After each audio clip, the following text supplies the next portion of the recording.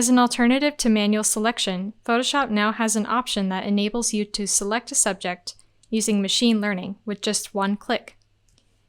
Even if you have a difficult subject that has flowing fur, hair, or feathers in this case, the tool is surprisingly good at picking up details. So let's take a look. On my canvas here, I have a photo of a cockatiel that I would like to touch up for a client. I want to select the bird so I can make the background a little darker, allowing the bird to come forward. Normally, the feathers would make it really difficult to get an accurate selection, but now with the improvements to the Object Selection tool, selecting the bird will be a breeze. The Object Selection tool is nested over here under the Magic Wand tool. Select the Object Selection tool and go over here to Select Subject. When you click on the drop-down menu, you can choose either Device for quicker, less detailed results, or Cloud for slower but more accurate results. I'm going to click Cloud and then select Subject. It may take a few moments.